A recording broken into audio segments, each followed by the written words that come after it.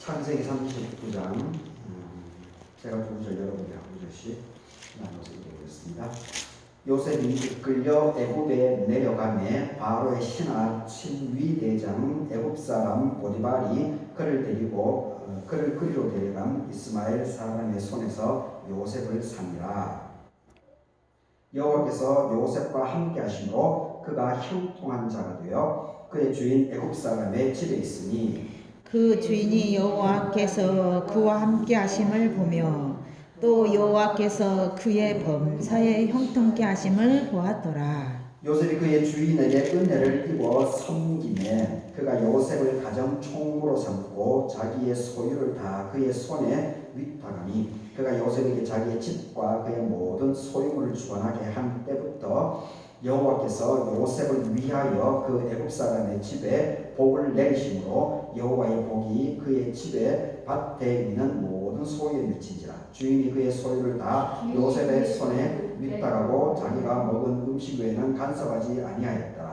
요셉은 용모가 빼어나고 아름다웠더라. 그 후에 그 주인의 저가 요셉에게 눈짓하다가 동침하기를 정하니 요셉이 거절하며 자기 주인의 아내에게 이르되 내 주인이 집안의 모든 소유를 간섭하지 아니하고 다 내 손에 위탁하였으니 이 집에는 나보다 큰 이가 없으며 주인이 아무것도 내게 금하지 아니하였어도 금한 것은 당신뿐이니 당신은 그의 아내입니다. 그런즉 내가 어찌 큰 악을 행하여 하나님께 죄를 지으리까? 여인이 날마다 요셉에게 청하였으나 요셉이 듣지 아니하며 동침하지 아니할 뿐더러 함께 있지도 아니하니라. 그럴 때 요셉이 그의 일을 하러 그 집에 들어갔더니 그 집 사람들은 하나도 거기에 없었더라. 그 여인이 그의 옷을 잡고 이르되 나와 동침하자. 그러나 요셉이 자기의 옷을 그 여인의 손에 버려두고 밖으로 나가매 그가 요셉이 그 옷을 자기 손에 버려두고 도망하여 나감을 보고 그 여인의 집 사람들을 불러서 그들에게 이르되 보라 주인이 히브리 사람을 우리에게 데려다가 우리를 희롱하게 하는도다.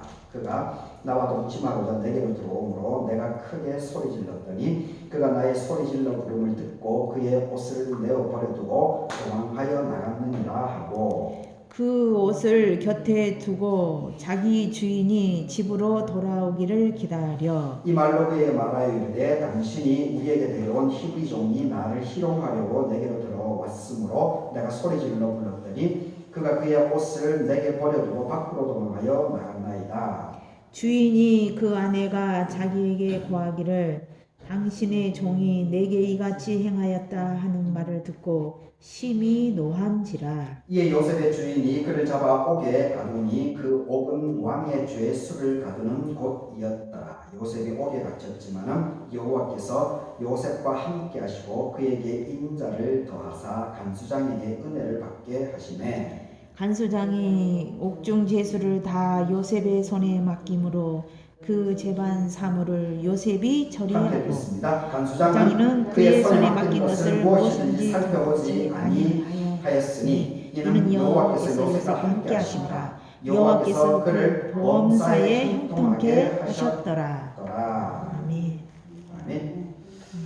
오늘 39장 본문으로 요셉과 보디발의 아내 요셉과 보디발의 아내 제목으로 말씀 생각해 보겠습니다. 오늘 창조절 8번째 주 수요일입니다. 예배에 참석하신 최순남 목사님, 신한준 목사님, 박덕순 집사님, 장현아 집사님, 유근덕 목사님, 이용주 사모님 하나님의 은혜가 함께하기를 바라겠습니다.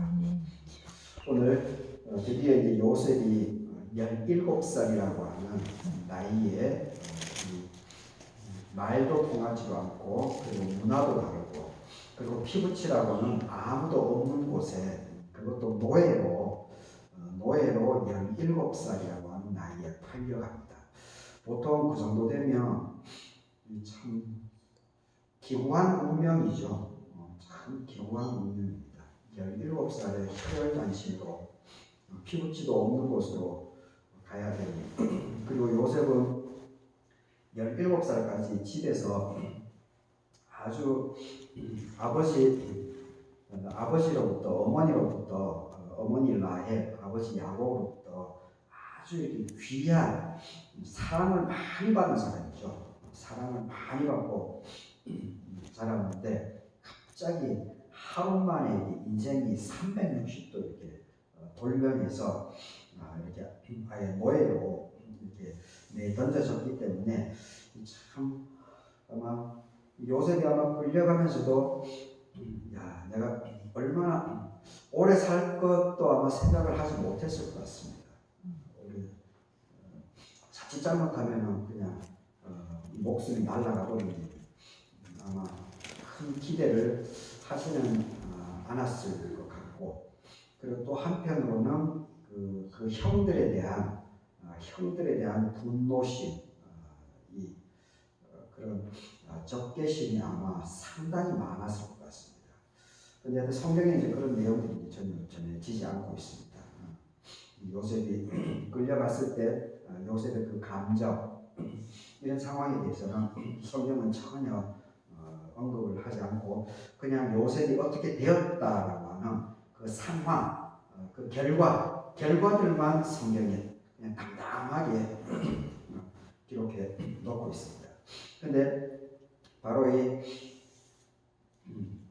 이 산전수전, 이런 걸 이제 산전수전이라고 그러죠. 이런 고통, 이런 어려움, 이것을 경험하고 이것을 헤쳐나갔기 때문에 요셉이 지금 3,000년이 지난 지금도 이렇게 우리들에게 많은 영감들을 주고 또 이렇게 감동을, 그리고 믿음의 지혜를 또 우리가 이 요셉을 통해서 이렇게 자꾸 살펴보게 됩니다. 그래서 하여튼 우리에게 찾아오는 특별히 이제 믿음 안에서 우리가 믿음 생활을 하면서 우리에게 찾아오는 그 어떠한 어려움, 그 어떠한 고난이라고 하더라도 그러한 부분들은 우리가 하나님을 바라보고 그것을 잘 이렇게 이 어려움을 잘 헤쳐나가게 되면 그게 참 엄청난 간증거리가 됩니다. 근데 그게 이제 그런 부분들이 힘들죠. 그때 상황이 자꾸 우리가 믿음 안에 있음에도 불구하고 자꾸 그 상황에 대한 이 압박감, 이걸 이제 벗어난다라고 하는 것은 참 쉽지가 않죠. 우리가 육신의 몸을 입고 있기 때문에 그렇습니다. 그래서 우리가 특별히 믿음 안에서 찾아오는 이 고난에 대해서는 성경에 참 많은 부분이 언급되어져 있죠. 대표적으로 욥기는 그 자체, 욥기서 그 자체가 고난에 대한 그런 부분들이고, 그리고 성경의 66권에 나와 있는 그 모든 인물들을 보게 되면 다 이렇게 그 삶의 고비들이 다 있습니다. 고비들이. 근데 그 삶의 고비, 고난, 힘겨움의 상황들, 거기에 어려움이 있었지만은 거기에 좌절을 하지 않고 하나님을 바라보면서 믿음으로 그 상황을 이겨 나갔다는, 그래서 다 이렇게 성경에 기록이 되어져 있는 겁니다. 그래서 우리가 지금 삶을, 우리가 믿음 안에서 삶을 살아가고 있지만은 우리 상황 속에서 고난이 비껴가지 않습니다. 고난이. 그래서 그럴 때마다 우리가 이렇게 이 믿음의 선진들이 어떻게 그 고난을 하나님 안에서, 믿음 안에서 어떻게 극복해 나갔는가, 이것을 잘 배워야 됩니다. 이것을. 그리고 그것을 마음에 잘 새겨야 됩니다. 그래서 이 성경이, 그럴 때 그 성경의 이 말씀이 이 히브리서 4장 13절인가요? 그 말씀처럼 살아 움직이게 됩니다. 이 말씀이. 그리고 요한복음 1장 1절에 이 태초에 말씀이 있었다라고 얘기하지 않습니까? 말씀이, 로고스가 바로 우리 육신이 되었다라고 하는, 예수 그리스도로 육화가 되었다라고 하는 그런 표현도 쓰고 있는 것을 보게 됩니다. 이 말씀이 육신이 되어야 됩니다. 이 말씀이 살아 꿈틀대게끔 이렇게 역동성이 있게끔 하기 위해서는 이런 말씀들을 우리가 이 머리로 새기는 것이 아니고 이 마음으로 받아들여야 됩니다. 마음으로 받아들여 가지고, 그래서 이 몸으로 살아 나가는 것, 그래서 이 요셉이 한 것처럼 우리들도 이 어려움을 이렇게 헤쳐나가면 되겠구나라고 하는 그러한 믿음의 지혜를 자꾸 이렇게 배워나가는 그것이 사실 이 예배의 의미입니다. 수요 예배도 있고 주일 낮 예배도 있고 요즘 이제 구역 예배는 안 드리지만 하여튼 그 예배의 설교하고 성경 말씀을 보고 하는 것이 거기에 의미가 있는 겁니다. 그리고 기도하는 것도 그렇고 이 찬송도 기도이지 않습니까? 하나님의 말씀입니다. 그리고 낮 예배 때 이제 교도문도 보통 이제 시편이 중심으로 되어 있지만 그 교도문도 보면은 그 하나님의 말씀들이지 않습니까? 하여튼 이 말씀을 자꾸 이 마음으로 자꾸 이렇게 새기면서 그 말씀대로 어떻게 이제 살아나가려고 편하게 애써 나가는 그 과정에 하나님의 역사가 있습니다. 온전히 다 하지 못하더라도 거기에 어떻게든지 초점을 맞추어서 그 방향으로 나가려고 이렇게 몸부림을 쳐 나가는 그 과정에 이 하나님께서 그 사람을 긍휼을 베풀어주는 일이 발생하게 된다라고 하는 것을 우리가 더욱더 잘 새길 수 있으면 좋겠습니다. 오늘 이제 요셉이 이제 그 끌려가게 되는데 여기서 이제 하나님께서 어떻게 하나님께서 역사하시는지 하나님의 손길이 어떻게 이 요셉과 함께 동행하는지를 자세하게 기록해 놓고 있습니다. 한번 같이 살펴보도록 하겠습니다. 1절을 보게 되면 요셉이 이끌려서 애굽에 이제 팔려가죠. 바로의 신하 친위대장. 친위대장이니까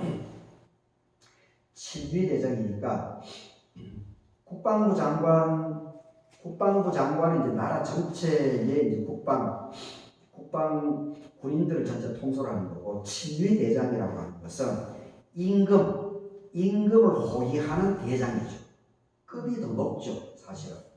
대통령을 직속 보좌를 하는 부분이기 때문에 사실은 국방부 장관보다는 사실은 급이 더 높다라고 이렇게 봐야 됩니다. 더군다나 이 이집트의 친위대장이니 이 임금하고 이 바로는 곧 이집트에 있어서 이 바로라고 왕이라고 하는 것은 신이지 않습니까? 신입니다, 신. 모든 사람들이 신으로 떠받드는 사람, 그 바로 옆에 최측근으로 그 사람의 생명을 지키는 사람이니 이 사람이 얼마나 이 말의 위력이 있겠습니까? 근데 하필이면 하나님께서 이 친위대장의 집으로 하나님께서 요셉을 불러 가게 됩니다. 그래서 2절을 보십시오. 여호와께서 요셉과 함께 하심으로. 그리고 3절도 보십시오. 그의 주인이 여호와께서 그와 함께 하심을 보았다.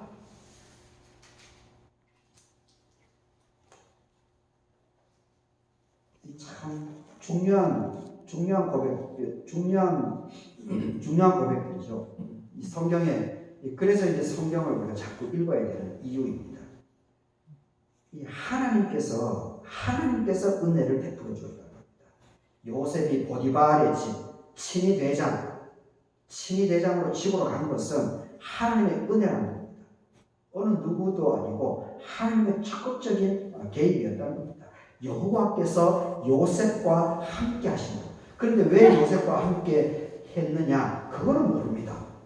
그건 성경에 기록되어져 있지 않습니다. 요셉과 함께 했다라고 얘기합니다.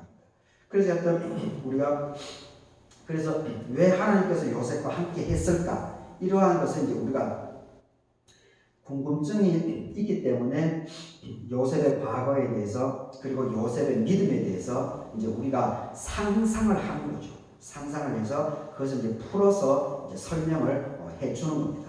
근데 하여튼 이렇게 성경에는 요셉이 왜 하나님으로부터 은혜를 받았는지 그 부분은 여기 창세기 이 본문에는 없습니다. 근데 유추해 볼 수 있는 것은 이 어머님 아버님의 그 믿음이 요셉에게 이렇게 깊이 들어가지 않았는가, 이제 그렇게 밖에는 우리가 상상을 할 수가 없습니다. 하여튼 이 하나님께서 요셉에게 은혜를 베풀어 줬습니다.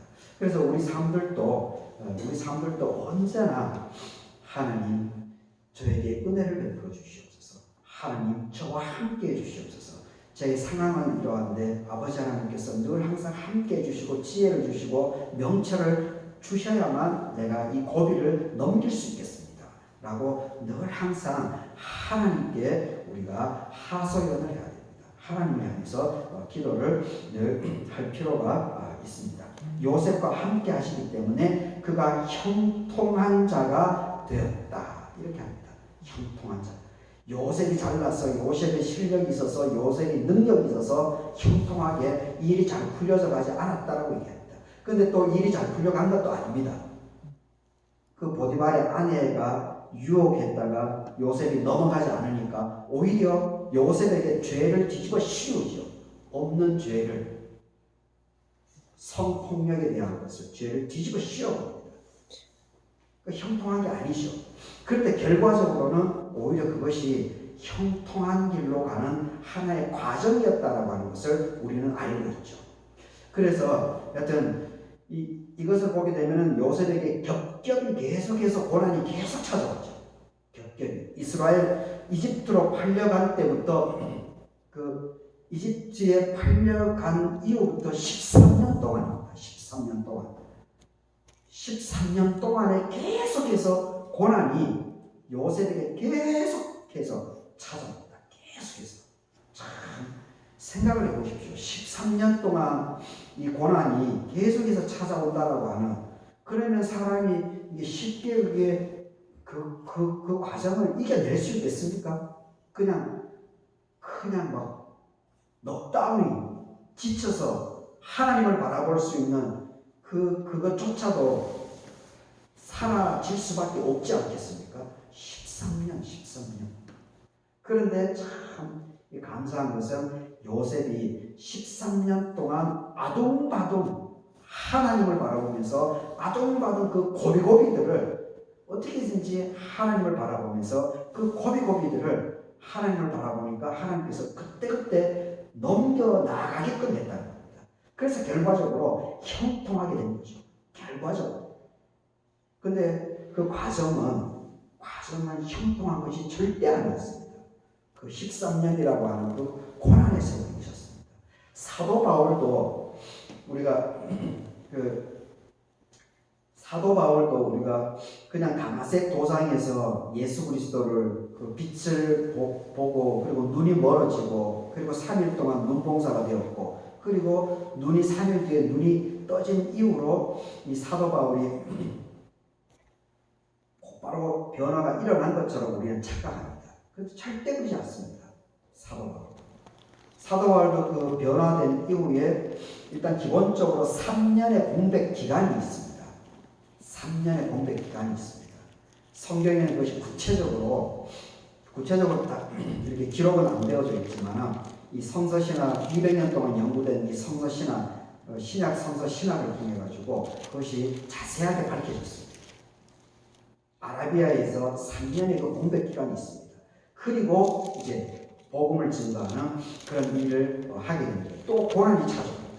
그래서 그 이후에 또 어떻게 되는가 하면 사도 바울의 삶이 풀려지지 않습니다. 유대인들로부터도 오해를 받고 그리고 초대 기독교 공동체 12명의 제자들로부터도 사도 바울은 인정받지 못했습니다. 그래서 할 수 없이 이쪽 저쪽에서 다 욕을 얻어먹으니 어떻게 자기가 생존을 하겠습니까? 그래서 기진맥진해서 그냥 자기 집으로 원래 고향으로 갑니다. 다소라고 하는 그 집으로 가서 처박혀 있습니다. 그러면서 거기서 이 바울이 그래도 하나님의 말씀을 늘 가까이에서 거기서 연구하고 묵상하고 루터도 이 종교개혁 혁명을 99개 반박문을 했지만 곧바로 루터를 죽이려고 가톨릭 교황청에서 죽이려고 했기 때문에 루터도 도망다닙니다. 그렇게 하다가 이 영주, 참 멋있는 영주를 만나가지고 거기서 그 성에서 거기서 성경을 아주 깊이 있게 연구하게 되는 그 과정을 루터도 거치게 됩니다. 사도 바울도 거기서 자기 고향에서 11년 동안 있습니다. 11년 동안. 다마색에서 예수님의 빛을 보고 눈이 어두워지고 3일 뒤에 눈이 밝아지고 그 이후에 11년입니다. 11년. 11년의 이 고난의 세월이 있습니다. 그런데 이런 걸 잘 얘기 안 해주죠. 성경의 기록이 정확하게, 문서로 정확하게 나와 있지 않기 때문에. 그런데 그 바울을 누가 불러냅니까? 바나바가 불러내죠. 바나바가 다섯까지 안디옥 교회에 처음으로 파송받은 이 바나바가 사도 바울을 알고 있었던 겁니다. 야, 사도 바울이 이런데 나랑 같이 동역하면 안디옥 교회 지금 막 이방인을 통해서 하나님의 역사가 엄청나게 일어나는 곳이니까 사도 바울을 내가 불러오게 되면 하나님의 역사가 더 불일 듯이 일어나겠다. 그런 깨달음이 하나님께서 바나바에게 준 겁니다. 그래서 바나바가 혼자서 다소라고 하는 그 먼 지역까지, 그래서 사도 바울을 데리고 옵니다. 그래서 안디옥 교회를 세워서 동력을 합니다. 그러면서 거기서부터 안디옥 교회에서 엄청난 하나님의 역사가 일어나죠. 그러면서 이 사도 바울이 이방인 사역을 쭉 해나가게 되는 그런 과정이 있습니다. 이 고난이 쉽게 풀려져 나가지 않습니다. 이 요셉에게도 13년이라고 하는 것이 계속해서 고난의 반복입니다. 계속해서 30살까지. 그런데 그때마다 그 고난 중에서 요셉은 끊임없이 하나님을 바라봤기 때문에 하나님께서 주시는 지혜와 그 고난을 헤쳐나갈 수 있는 그 빈틈, 작은 빈틈, 그 작은 빗줄기를 요셉은 잡고 나가게 되는 거죠. 그것이 결과적으로 13년의 고난을 마침표를 끊어내게 됩니다. 그리고 13년이 다 지나고 나니까 그때부터 하나님께서 요셉에게 엄청난 은혜와 능력을 하나님께서 요셉에게 허락해 주신 것을 우리는 알 수 있습니다. 그래서 온 집안 12명, 자기 빼고 11명의 형제들, 그리고 자기 부모,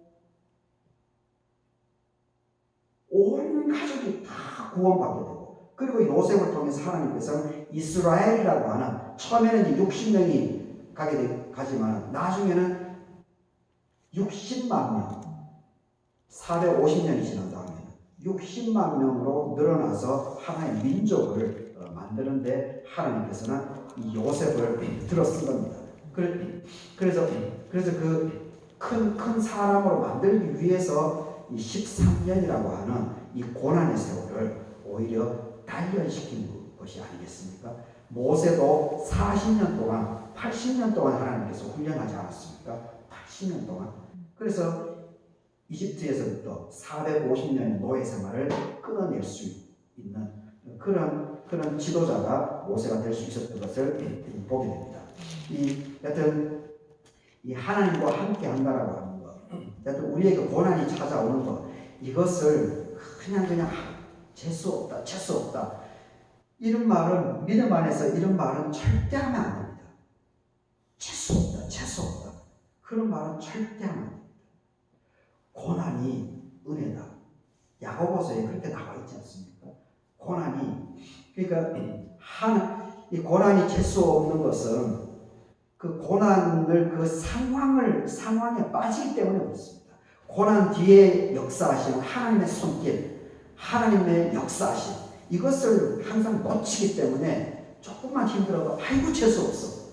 내가 믿는데 왜 이런 안 좋은 일이 생겨? 이런 말이 자꾸 나옵니다. 그거는 믿음의 깊이가 없는 겁니다.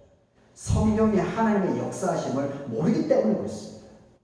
그래서 우리가 하나님의 말씀을 참 제대로 깊이 있게 이해하는 것이 성경을 성경대로 제대로 이해하고 깊이 있게 읽고 이것을 풀어내는 것이 참 중요합니다.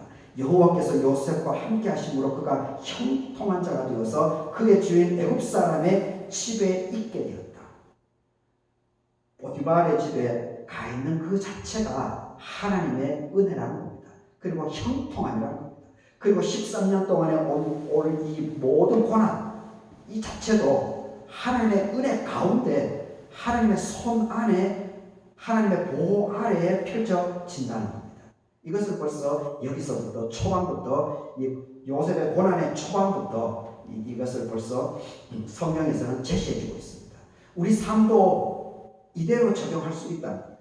우리 삶의 어려운 점들, 난관이 찾아오게 되면 이것을 이 말씀에 비추어가지고 하나님께서 나를 통해서 이것을 우리가 믿음 안에서 나의 이 힘겨움을 잘 이겨내게 되면 하나님께서 나에게 더 귀한, 더 아름다운 일을 맡기겠구나. 더 좋은 것들을 경험시켜 주겠구나. 그러한 마음, 그러한 믿음, 그런 것들을 이걸 곧바로 우리에게 적용할 수 있다면, 그리고 그렇게 일상적으로 그 어려운 고비고비들을 이렇게 믿음의 마음으로 풀어낸다면 그 고난이라고 하는 것이 결코 재수 없다라고 할 수가 없다는 겁니다. 하나님이 오늘 또 이렇게 나에게 역사해 주시구나.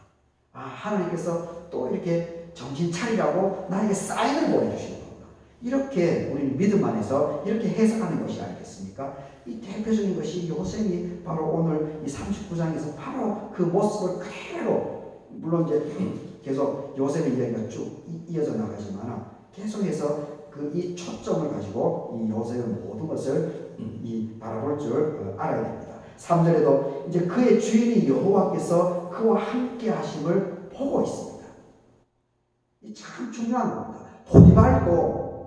보디발도 요셉이라고 하는 17살의 그 유대인이 왔는데 이렇게 일을 노예로 왔으니까 살펴볼 게 아닙니까? 주인이 처음에 이놈이 일을 잘하는지 못하는지. 그런데 여호와께서 그와 함께 하심을 보았다라고 얘기를 하고 있습니다. 그러니까 요셉이 일 처리를 잘한다는 거죠. 그리고 꿍꿍이 속이 있지 않고 막 주인 안 보는 데서 뭘 숨기고 이렇게 하지 않고 잘한다는 겁니다. 일도 잘하고 아주 깔끔하게, 또 여호와께서 그의 범사에 형통하게 하심을 보았다. 이 보디발에게 직접, 보디발이 믿음도 없는 사람인데 이 요셉을 보고 느낌이 오는 겁니다. 이게 참 엄청난 사건이죠. 이렇게 되면 요셉이 능력이 있는 사람이다. 대단한 사람이다. 야, 저는 참 보통 얘기 아니다. 이런 평가가 당연히 나오게 되죠. 그래서 이제 보디발이 4절에 요셉이 그의 주인에게 은혜를 입어 섬김에 그가 요셉을 가정 총무로 삼고 자기의 소유를 다 그의 손에 위탁을 했다. 그렇죠. 이제 보디발의 마음에도 흡족합니다. 그런데 흡족하게 된 것이 왜냐고, 왠지 이유를 여기서 분명히 얘기해 주죠. 하나님께서 은혜를 베풀어 줬기 때문에 그렇다. 하나님께서. 그리고 5절에 또 보십시오. 그가 요셉에게 자기의 집과 그의 모든 소유물을 주관하게 한 때부터 여호와께서 요셉을 위하여. 이제 말이 바뀌어지죠. 이제 하나님의 역사가 이제 이 보디발이 이제 처음에는 4절까지는 하나님께서 요셉에게 은혜를 베풀어 주는데 그 은혜 베풀어 주는 것이 왜 그렇습니까? 이 친위 대장 마음에 들게 하게끔 위해서 하나님께서 은혜를 베풀어 주고 역사를 해갑니다. 그래서 친위 대장 눈에 이 요셉이라고 하는 게 보통 애가 아니구나. 그래서 이 요셉에게 가정의 모든 친위대장의 집이니까 얼마나 부자겠습니까? 그리고 돈이 얼마나 가득하겠습니까? 뇌물 바치러 온 놈들도 있겠고 얼마나 많겠습니까? 근데 그 모든 것들을 다 이 요셉이 관리하게끔 신임을 얻게 되는데 하나님께서 도와주십니다.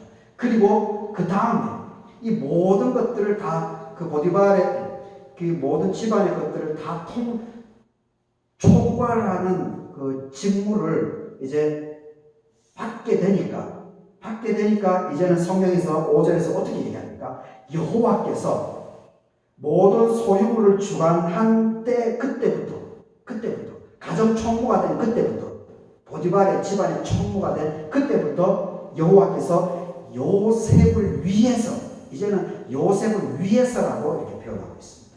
요셉을 위해서. 그러니까 이게 하나님의 전적인 은혜죠. 하나님의 전적인 긍휼입니다. 참 감사할 수밖에 없죠. 그래서 그래서 요셉을 위해서 하나님께서 은혜를 베풀어 주니까 애굽 사람의 집에 복을 내리심으로 여호와의 복이 그의 집과 밭에 있는 모든 소유에까지도 미쳤다. 이렇게 됩니다.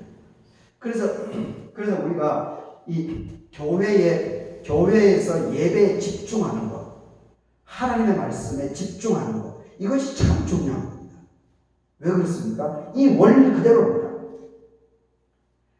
하나님께서 이 보디발이 믿음이 없는 사람, 하나님을 모르는 사람인데 보디발이 왜 집에 축복이 내립니까? 그리고 그의 집과 밭에 있는 모든 소유에까지 왜 복이 왜 임합니까? 그게 어디서 나옵니까? 요셉 때문에. 믿음의 사람 요셉 때문에 그렇습니다. 믿음의 사람 요셉 때문에 그렇습니다. 요셉을 복받게 해주기 위해서, 요셉의 생명을 살리기 위해서. 그런데 이 요셉의 은혜를 베풀어 주는 것은 왜 그렇습니까? 그것은 하나님의 전적인 은혜입니다. 하나님. 그래서 우리가 교회에 와서나 그리고 일상적인 삶 속에서 우리가 하나님으로부터 은혜를 받아야 됩니다. 하나님으로부터 자꾸 이렇게 얄팍하게 머리 쓰지 말고 얄팍하게 머리 쓰지 말고 우직할지는 모르겠지만 하나님 말씀대로 주변 사람들에게 덕을 베풀어줘. 주변 사람들의 어떻게 이제 막 이익을 빼먹으려고 혈안이 눈을 부라리고 잔머리 굴리고 이렇게 하는 사람은 복이 달아나게 되어 있습니다. 복이 달아납니다. 어떻게 해서든지 주변 사람들에게 덕을 베풀어주고 어떻게 해서든지 작은 것이나마 자꾸 이렇게 콩 한 쪽이라도 나눠주려고 이렇게 그런 마음을 가져야 됩니다. 바로 이 5절 때문에 그렇습니다. 그런 하나님의 마음을 가지게 될 때 내가 가는 곳곳마다 그리고 내 주변에 나로 인해서 나의 믿음으로 인해서 내가 가는 주변 사람들도 복을 받게 되어 있습니다. 그리고 그 사람들의 이 모든 하는 발걸음, 직장 생활에서 그리고 농사 짓는 결실에서 하나님께서 책임져 주신다라고 하는 것이 바로 이 5절에 있는 이 말씀입니다. 이게 참 중요합니다.